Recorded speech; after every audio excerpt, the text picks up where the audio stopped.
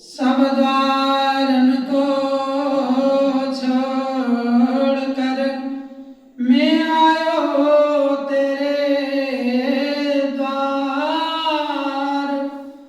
हे वृषभानु की लाडली नित्य कृपा दृष्टि से मेरी ओर निहार। नित्य कृपा दृष्टि से मेरी ओर निहार। जय जय राधा रमण जय जय नवल किशोर जय गोपीचित चोर प्रभु जय जय माखन चोर। बोले श्री वृंदावन बिहारी लाल की जय। श्री राधा रमण सरकार की जय। श्रीमद् भागवत महापुराण की जय। सुखदेव जी महाराज की जय। परीक्षित जी महाराज की जय।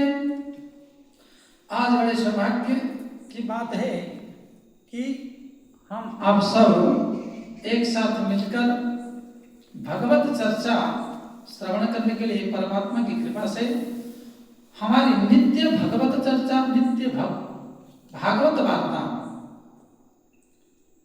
के संदर्भ में नित्य निरंतर चलते हुए आ रहा है। आज उसका रसास्वादन हम करेंगे। तो हे प्रिय सज्जनों, आप सबको स्वागत करते हुए सभी दर्शक बंधुओं को आज जब वृंदावन धाम में आए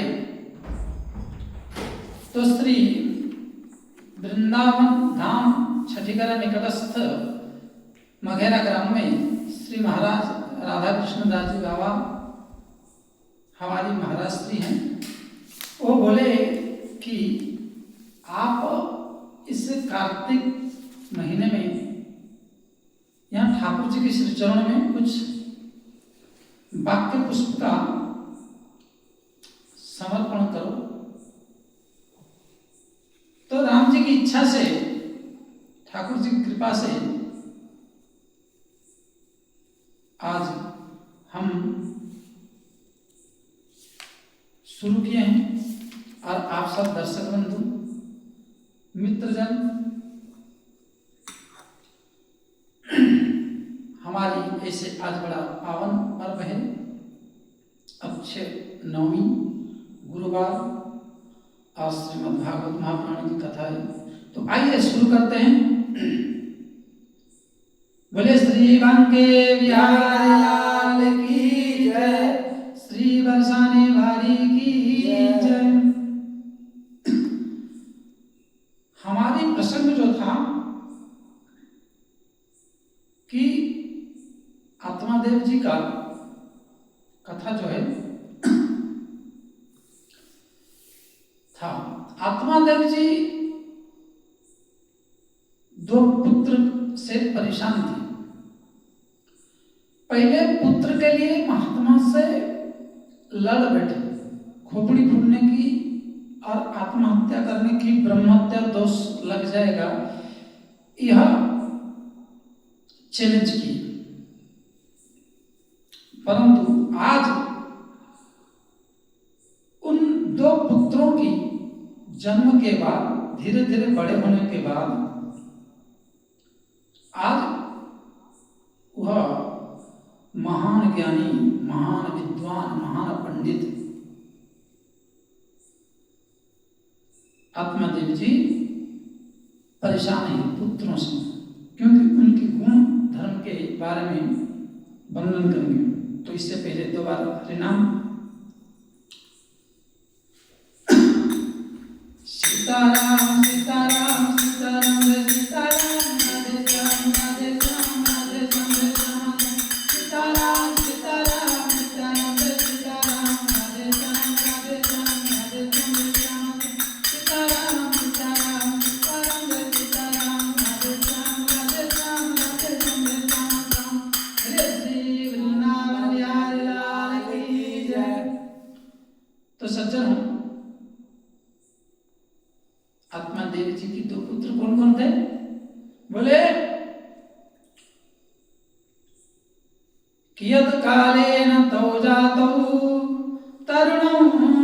तनया बुभौ गोकर्णः पंडितो ज्ञानी धुंधकारी महाखला। देखो यहाँ एक बात कहता हूं, जब साधु मना कर रहे थे, संत जन मना करते, गुरुजन मना करते, माता पिता मना करते हैं कि इस कार्य को नहीं करना चाहिए, लेकिन हम मानते नहीं, जबरदस्त कर रहे हैं और जबरदस्ती पूर्वक करते हैं, तो उसका दुष्परिणाम साधु अवज्ञा तुरत भवानी करे कल्याण अखिल के हानि। साधु अवज्ञा तुरत भवानी करे कल्याण अखिल के हानि। जब साधु की आज्ञा का, संतों की आदेश का अवहेलना, तिरस्कार, परित्याग, तो आपको दुख भोगना पड़ता है, कष्ट भोगना पड़ता है। क्यों? इसलिए भोगना पड़ता है ताकि वो जो बोलते हैं उनकी अनुभव है, उनकी जन्म कोटि लगी रगर हमारी। संतों की जो परिश्रम है, जो रगर है, वो करोड़ जन्म से अनुभव है। और ठाकुर जी की कृपा तो होता ही है उन पर, संतों के प्रति। ठाकुर जी और संतों में बहुत अधिक संत कर लेखा, लेकिन उस संत भगवान का जब हम वाणी को तिरस्कार पूर्वक परित्याग कर देते हैं, अवहेलना कर देते हैं, तो नाश होता है। अवहेलना का उद्देश्य हुआ कि आत्मादेव जी को बारंबार संत भगवान कहे कि 7 जन्म तक तुम्हारी पुत्र नहीं होगा, लेकिन एक संत को विवश करके, एक गुरुजन को विवश करके आशीर्वाद लिया गया जो विधि के विधान के विपरीत था। और संत भय हो न प्रीति, भय दिखा के जबरदस्त लाए। और शास्त्र ने ये भी कहा कि सचिव वेद गुरु तीन जो भय बोलहि आस, राज धर्म तन तीन कर होई बेगी नाश। तीनों राजधर्म, बड़े बड़े राजा, बड़े बड़े महापुरुष भी नाश को प्राप्त हो जाते। क्यों? बोले इसलिए क्योंकि सचिव वेद गुरु, गुरु अगर आपको दबाव में, प्रेशर में आकर बात करें, एक चीज आप उस योग्यता नहीं है, लेकिन जबरदस्त उसको प्रेशराइज करके, गुरु को डरा के, धमका के, किसी भी प्रकार, किसी भी तरह से प्राप्त करना चाहोगे तो उसका परिणाम गलत आएगा। अगर रसोइया, भोजन बनाने वाला, अगर आपको झगड़ा करोगे तो जहर मिला देगा। अगर मंत्री से तुम लड़ोगे तो गलत मंत्रणा देके तुम्हें बर्बाद कर देगा। इसलिए इन सब से हाथ जोड़ के और प्रेम से ही काम लो तो सबका मंगल मंगल ही होता है। और विशेष करके गुरु, अगर गुरुदेव भगवान प्रसन्न होकर आपको दे, गुरुदेव अपनी समय आने पर प्रदान करे वस्तु, तो वो फिर बहुत उन्नतकारक, आत्मा कल्याण, जीवन कल्याण और परोपकार कल्याण भी बन जाता है। बोले श्री वृंदावन बिहारी लाल भगवान की जय। तो वही बात आत्मादेव जी जबरदस्त लाए थे पुत्र के लिए, लेकिन वो फल गाय को दे दिया गया छल पूर्वक। और वही जब कपट पूर्वक छोटी बहन की पुत्र धुंधकारी को लाया गया था, आज वो तहस नहस कर रहा है, घर को बर्बाद कर रहा है। आत्मादेव जी ज्ञानी होने के बाद भी वो कुछ कर नहीं पा रहे हैं, क्योंकि महाखला है, इतनी खला है कि पूछो तो उपद्रव मचा रखा, जुआ खेलना, सट्टा खेलना, परस्त्रीय गमन करना, चोरी करना, अकारण लड़ना, माता पिताओं को उत्तर प्रत्युत्तर देना, गुरुजनों को उत्तर देना, ये सारे लक्षण, इसका मुख्य कारण है जब अपनी जीवन की कोई कार्य को हम कपटपूर्वक करें और जबरदस्ती करें, जो हमें प्राप्त नहीं है उसको किसी भी तरह जबरदस्ती प्राप्त करें, तो उसके कारण हमें एक दिन उसका दुख और दर्द भोगना पड़ेगा। क्योंकि कर्म प्रधान विश्व करि राखा, जो जस करहि सो तस फल चाखा। अब उसी बात को पद्म पुराण कह रहा है कि कर्म को प्रधानता दिया गया, और कर्म का धर्म यह था कि जब नारद जी महाराज और संत भगवान कह दिए कि तुम्हारे 7 जन्म तक पुत्र नहीं होगा, तो मान लेना चाहिए था, लेकिन जबरदस्ती का कारण असौचानन भसोश्चात्वं प्रज्ञावादस्य भाससे गदासु न गदासुश्च नानुशोचन्ति पंडिताः।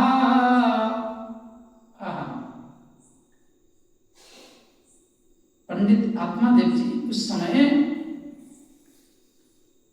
पंडित किसको कहते हैं? सत और असत विषय को जब विवेक पूर्वक निर्णय करे, सत्य का साधन में दृढ़ता पूर्वक खड़ा रहे, असत्य का साथ दे, बुद्धि विवेक बल के द्वारा विचारवान होकर कार्य करे। लेकिन इतने बड़े ज्ञानी होने के बाद भी गुरु का, भगवान का घोर तिरस्कार करते हुए उन्होंने माना नहीं, उनका तिरस्कार किया, जिसके परिणाम स्वरूप आज ये 2 पुत्र हुए। और 2 पुत्र में जो धुंधकारी नामकरण किया गया था, जथा पत्नी का नाम था यथा नाम तथा गुण। धुंधकारी की जो पुत्र का स्वांग रचना कर रहा है वो है छोटी बहन की। वो आज इन सब कुकर्मों में, दुर्व्यसनों में पड़ के पिता को मारने के लिए दौड़ रहा है। घर में जितना सोना चांदी जमीन जायदाद है सब लूट रहा है। लूट लूट के कहाँ जा रहा है? बोले गणिका वेश्याओं के पास। अरे भाई, वेश्या तो क्या है? शरद पद्मं उत्सदं वक्त्रं मुखा वचनश्च श्रवणामृतम्। वचन क्या है? अमृतमय। और स्वरूप क्या है? बोले शरद काल के दिव्य अमृत की तरह, शरद काल के दिव्य लालिमा की तरह मुझे तो दिख रहा है, लेकिन है गणिका, जिसको वेश्या कहते हैं, उनको लेके दे रहा है। जब अपना ना हो, जब संतों की वाणी को बात ना मानी, तब आपको यही परिणाम मिलता है। जब शास्त्र की आज्ञा ना मानी, क्योंकि तस्मात् शास्त्रम प्रमाणंते कार्य कार्य व्यवस्थित हो। शास्त्र के प्रमाण से, शास्त्र की आज्ञा से कार्य अगर किया जाए तो सब कुछ मंगलमय होता है, सब कुछ परम आनंददायक होता है।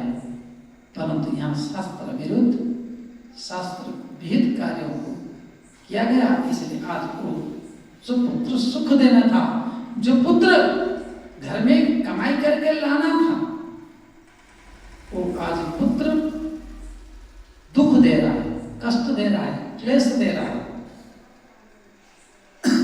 इसलिए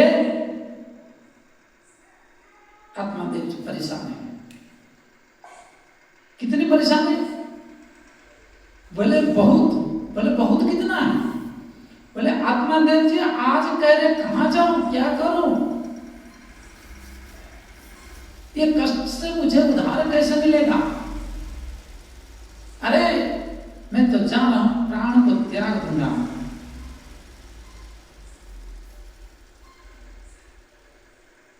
क्व तिष्ठामि क्व गच्छामि क्व मे दुःखं वपोहयेत् प्राणस्त्यजामि दुःखेन हा कष्टं मम संस्थितम्।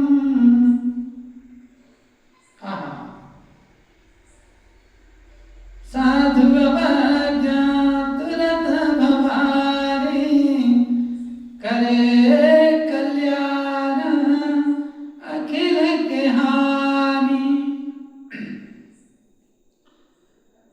महापुरुष लोग, संतजन, गुरुजन कोई गांजा भांग खाकर ये सब नहीं लिखते, पूरा अनुभव करके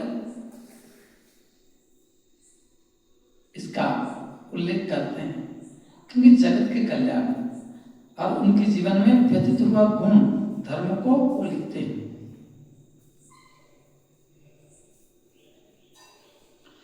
तो आत्मादेव जी बात न मानने के कारण आज कह रहे को तिष्ठा, कहां मैं बैठूं, को गच्छामि, कहां मैं जाऊं, ये कष्ट से बचने के लिए मैं कहां छुप जाऊं, ये कष्ट से बचने के लिए, ये दुष्ट पुत्र से बचने के लिए मैं कहां चला जाऊं, इस दुख से को मैं दुखम व्यपोहये, इस दुख से मुझे कौन निकालेगा। इसलिए आज ऐसा लग रहा है कि प्राण त्यागने के सिवा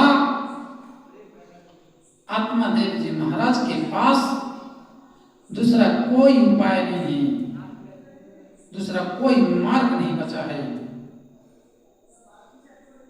इसलिए उन्होंने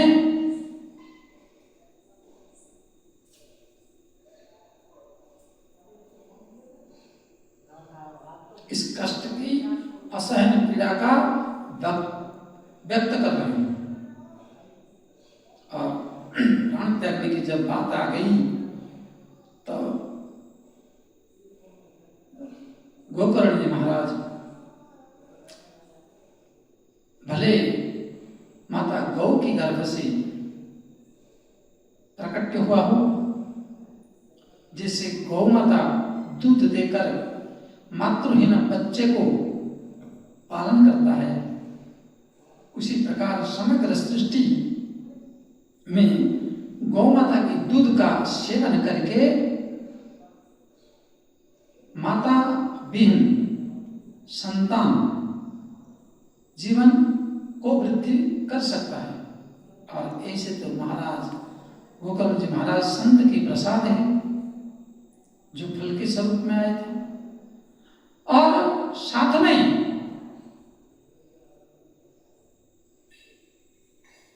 दिव्य गर्भ से जात प्रकट है। परंतु आत्मादेव जी महाराज के द्वारा पालन लालन होने के कारण उनका कर्तव्य बनता है। तो श्री आत्मादेव जी महाराज की कष्ट को सहन नहीं कर पाए, और ना सहन कर पाने के कारण उन्होंने पिताजी को समझाने के लिए प्रयास किए, जो महात्मा पहले पूर्ववत समझाए थे उसी तरह।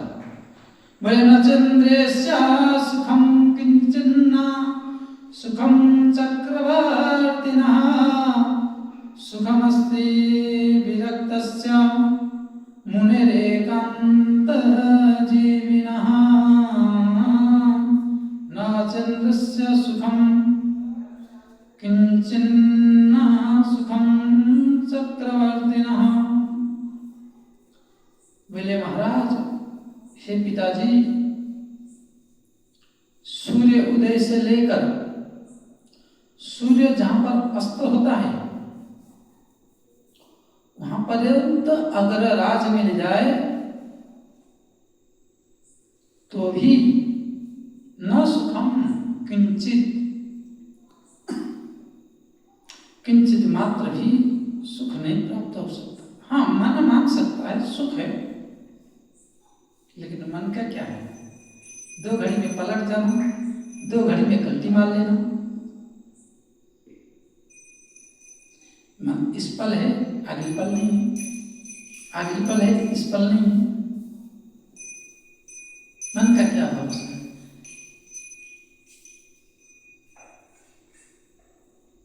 बोले पिताजी, चक्रवर्ती को भी सुख नहीं, न च इंद्रस्य, न इंद्र को भी सुख नहीं है।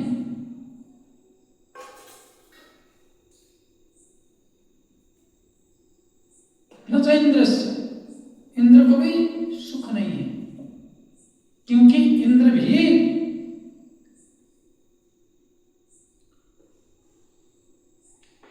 जितना भी पाले अपनी इंद्रियों की सुखों को पूर्ति करने के चक्कर में अहल्या के पास पहुंचा था और श्राप से 1000 योनि हो गया शरीर में। अर्थात राजा चित्रकेतु इतने सारी रानियां थी, फिर भी तृप्त नहीं थे। महाराज, ये इंद्र है, इंद्रिय है, इसमें जितना भी देते जाओ, जितना भी खाते जाओ, उतना ही कम है।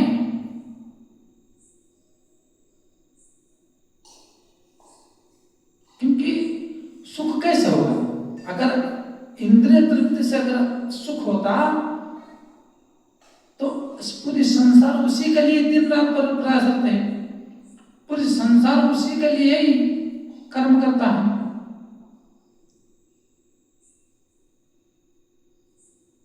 इसलिए भगवत वार्ता, भगवान की चर्चा, भगवत नाम, इसके बिना सुख का ढूंढना हमारी मूर्खामी है, हमारी मूर्खता है।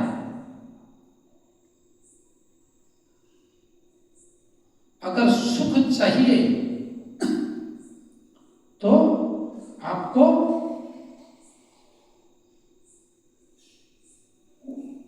केवल राम नाम, राम नाम कलि काम तरु, सकल सुमंगल कंद, सुमिरत करतल सिद्धि जग, पग पग परमानंद। राम नाम कलि काम तरु। गोस्वामी तुलसीदास महाराज कहते हैं, और सभी संत कर सब कर्म तो खतनाए कहे हम। काक भूषण जी कहते हैं राम नाम, बोले खाली राम नाम नहीं, राम नाम जपने वाले का कली अभिमत दाता। राम नाम का अर्थात आप हरि का कोई भी नाम 24 अवतार में और सहस्त्र नामों में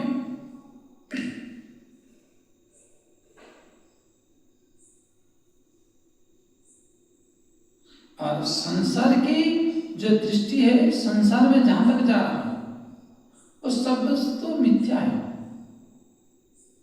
गो गोचर जहां लगी दृष्टि जाई, सो सब तब मिथ्या माया जानू भाई। वो सब मिथ्या ही है। इसलिए राम नाम कलि काम तरु, मन वंचित अभिमत फल को देने वाला राम नाम, हरि स्मरण, हरि स्मृति, हरि का चिंतन, भगवान की जुगल सरकार की चरण कमल में अपने आप को निछावर कर देना। बोले श्रीरंगे बिहारी लाल की जय।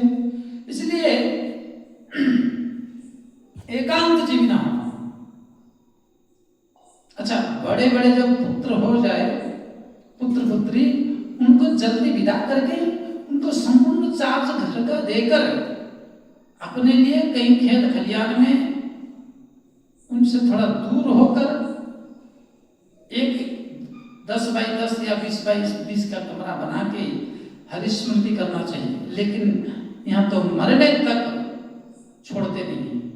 अरे मेरे बिना घर कैसे चलेगा, मेरे पुत्र के बिना घर कैसे चलेगा, मेरा पोता हुआ नहीं, आग ये देख ले, वो देख ले, देखते देखते खत्म हो जाते हैं।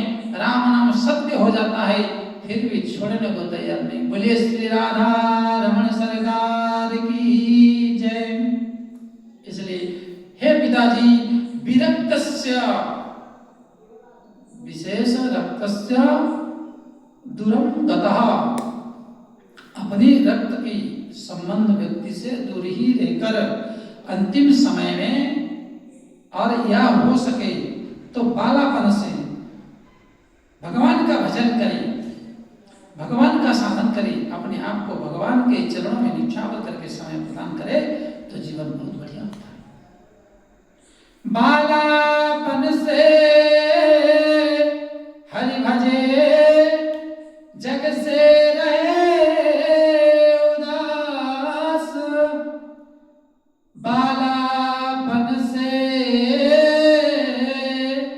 हरि भजे, जग से रहे उदास। ताके आशा तीर्थ करे, कब आवे हरिदास।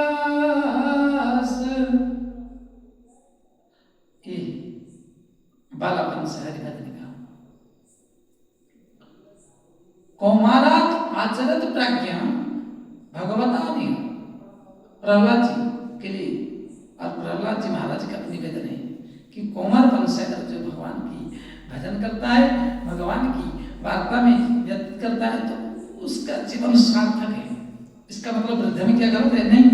गोकुल जी वही समझा रहे हैं कि पिताजी, विरक्तस्य जीवनम सुखम इति अस्ति। अरे सब झंझट छोड़ो, बड़े भाई धुंधकारी की चिंतन छोड़ो, आप तो बस अब जितना हमारे पास समय बचा है उतनी समय पिताजी आप हरि का चिंतन कर लो, हरि का भजन कर लो। अब वो धुंधकारी बिगड़ चुका है, बनने वाला नहीं है। क्योंकि जिसको 5 साल 10 साल 15 साल तक आपने नहीं सुधार पाए, वो फिर नहीं सुधर सकता। उसको या तो समय सुधारेगा, या तो परमात्मा की कृपा या कोई संत की दिव्य चमत्कार सुधार सकता, नहीं तो अन्यथा नहीं सुधर सकता। क्योंकि 5 वर्षाणि लाड़यति ताड़यति 10 वर्षाणि प्राप्ते 16 वर्षे मित्रवदाचरेत्। शास्त्र का आज्ञा है, बच्चे को 5 साल तक लाल दुलार लाड़ लड़ाओ, खिलाओ पिलाओ, उसकी तुतली तुतली मधुर सी वाणी सुनो। परंतु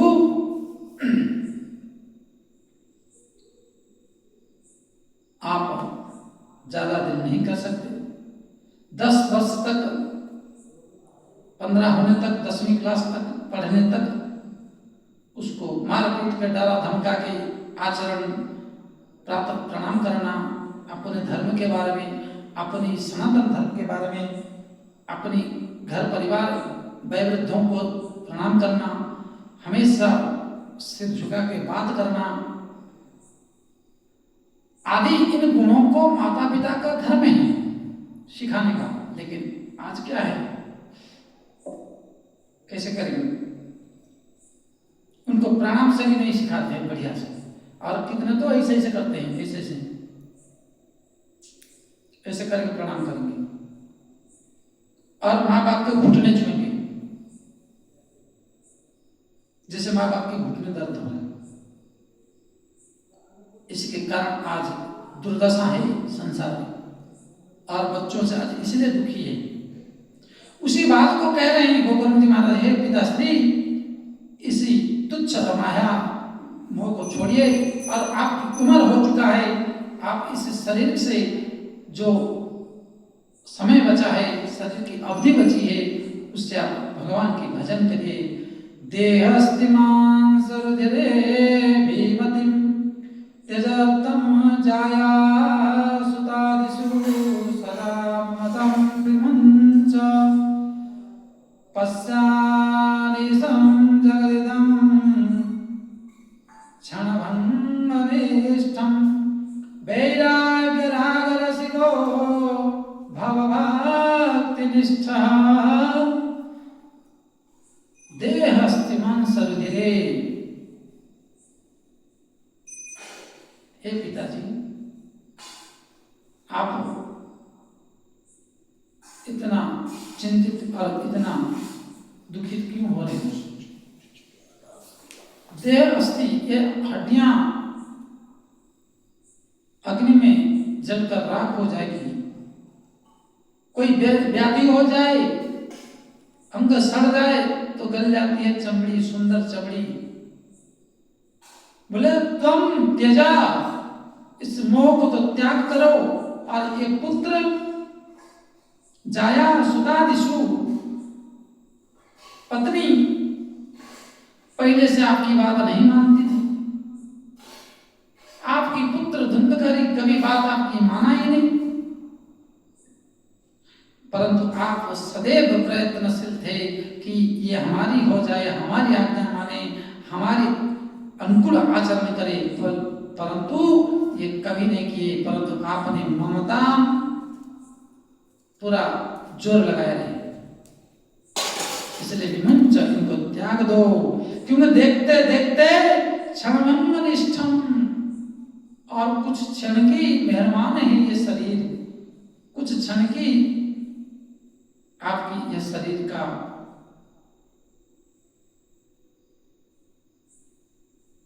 साथ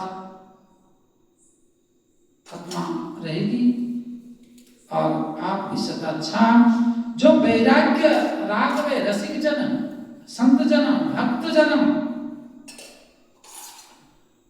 रसपान करते हैं जिससे हरिनाम लेकर, उसमें आप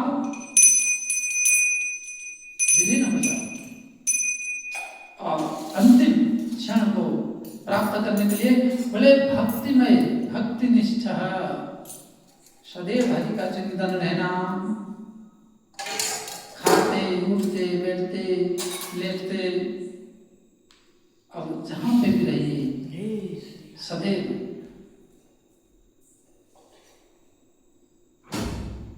जागत सोवत शरण तुम्हारी,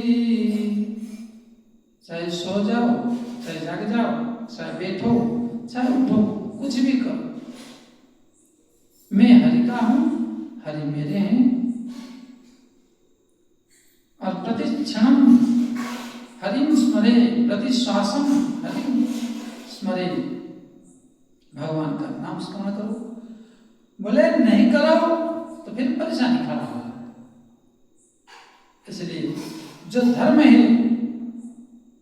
उसको पालन करो। अंतिम समय आ गया है, चौथा पन, और बाकी तो ये लोक धर्म, आना जाना आवागमन सब यहीं रह जाएगा। बोले धर्मं भजस्व सततं त्यज लोक धर्मान् सेवस्य साधु पुरुषान् जहि काम तृष्णाम् अन्यस्य दोष गुणान् चिन्तनमासु मुक्ता सेवा कथा रस समाहो नितरां पिबत्वम्। हे पिताजी, आप सततम धर्मस्य भजो, सदैव हरि का नाम, हरि का गुणानुवाद, हरि की स्वरूप का चिंतन करो। अब समय नहीं बचा और समय नहीं रहेगा, धीरे धीरे आपके जीवन की क्षीण होते जा रहा है। इसलिए अगर आपके पास कुछ समय है, धन तो आपकी बर्बाद हो गया है, परंतु किसी आश्रम में चले जाइए और सेवस्य साधु पुरुषान, सज्जनों का, संत जनों का संगत करिए, साधुओं की सेवा करिए, क्योंकि आपने जीवन भर तो काम तृष्णा में जीवन व्यतीत कर दिए और पुत्र के पीछे पागल होकर जितना इनकम किए, जितना बटोरे थे सब रखे थे। इसलिए पुत्र गुणवान हो तो धन की जरूरत नहीं, और कुलांगार हो तो करोड़ों कमा लो, रुकेगा नहीं। इसलिए जही काम तृष्णा, और आपकी कोई भी तृष्णा पूरा नहीं होने वाला है। हे पिताजी, गोकर्ण जी महाराज समझाते हैं, बोले अन्यस्य, हाँ एक बात ध्यान देना चाहिए कि संतों के पास, आश्रम के पास कुछ लोग पैसा खर्चा करके पहुंच तो जाते, परंतु वहां जाकर चौथेपन क्या है? नृप जाहि कानन, अर्थात कानन का अर्थ भगवान के भजन करने के लिए जाना चाहिए, आश्रम में जाना चाहिए, परंतु वहां जाकर क्या है, ये साधु ऐसा है, ये अमुक नहीं करता है, वो अमुक नहीं करता, ये सोता रहता है। अरे एक महात्मा हमने देखा हूं कि वो जब देखो सोए ही रहता था।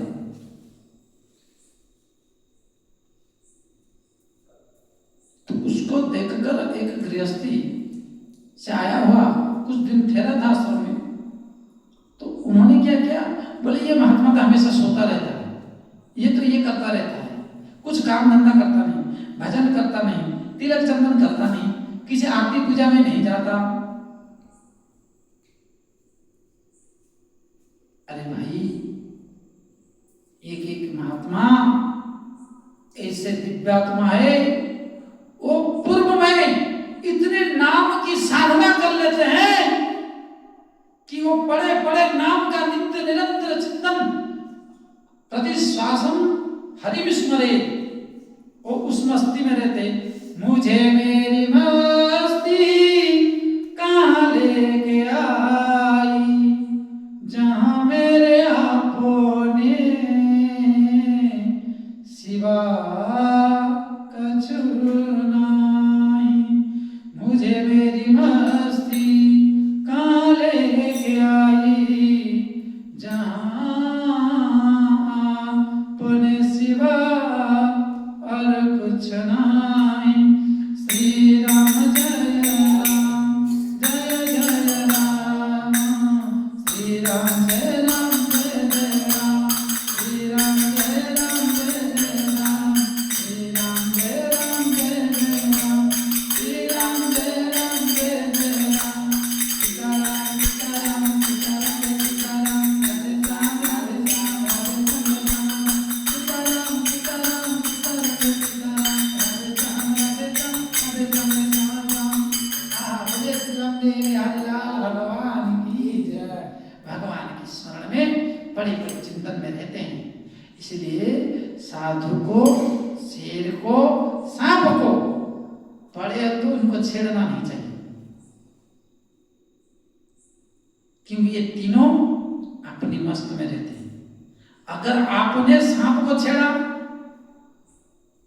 अगर ठीक ठाक नहीं रहा, मूड बिगड़ा रहा, भगवान ना तो डसेगा तो मृत्यु होगी।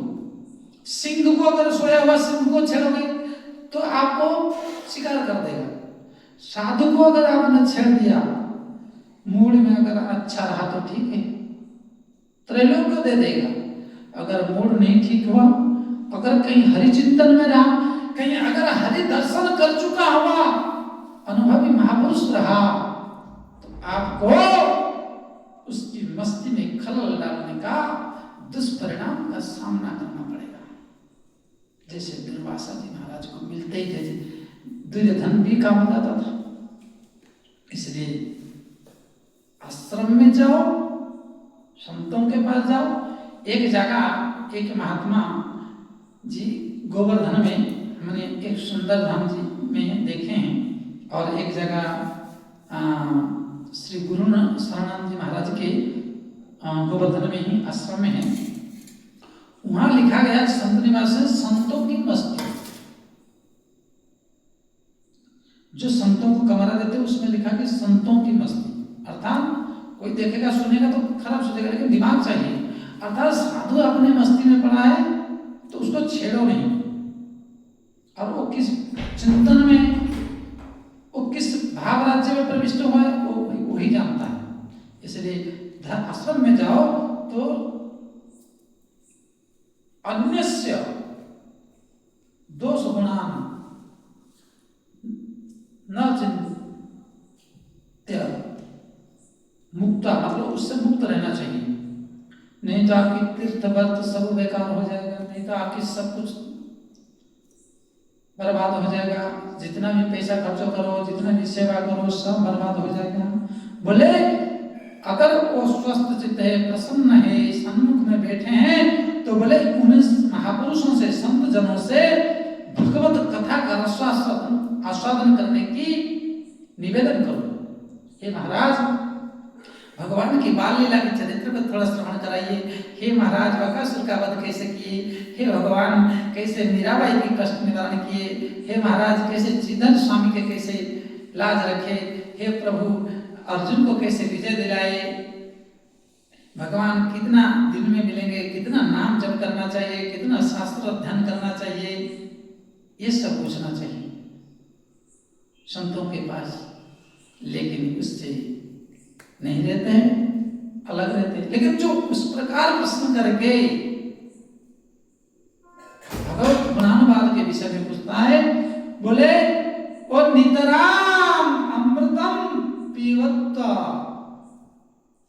बोले नित्य अमृत का पान करता है, भगवत कथा रसास्वादन करके अपनी आत्मा का खुराक मानो उसने अपने कल्याण के लिए प्रदान करता है। आज यहीं पर विराम करते हैं कथा को, इस भागवत चर्चा को, भागवत वार्ता को। इसलिए श्रीमद् भागवत महापुराण, कर्मकांड और गृहजा, रामचरितमानस कथा आदि पुराणों की कथा, रामार्चन, ज्योतिष, हमारी श्रीधाम वृंदावन धाम में श्री मुरली मनोहर आश्रम मघेरा ग्राम से श्री महाराज श्री हमारी राधा कृष्ण दास महाराज के पावन सानिध्य में ये दास के द्वारा उसका प्रतिनिधित्व और जानकारी ठाकुर जी के आशीर्वाद से और आप सबके सहयोग से प्राप्त हुआ है। जो भी इच्छुक व्यक्ति हो, ज्योतिष के ऊपर जानना चाहते हैं और कुछ अनुष्ठान जीवन को सुधारना चाहते हैं, तो आप जुड़ सकते हैं और हमारी इस YouTube चैनल में लाइक, सब्सक्राइब, शेयर, कमेंट करके और संपर्क सूत्र से संपर्क कर सकते हैं, व्हाट्सएप कर सकते हैं। आइए 2 बार भगवत नाम, उसके पश्चात विश्राम करेंगे हम अपने यहीं पर। सीताराम सीताराम सीताराम जय सीताराम, राधे श्याम राधे श्याम राधे श्याम सीताराम सीताराम सीताराम जय सीताराम, राधे श्याम राधे श्याम राधे श्याम सीताराम सीताराम सीताराम जय सीताराम, राधे श्याम राधे श्याम राधे श्याम सीताराम सीताराम सीताराम जय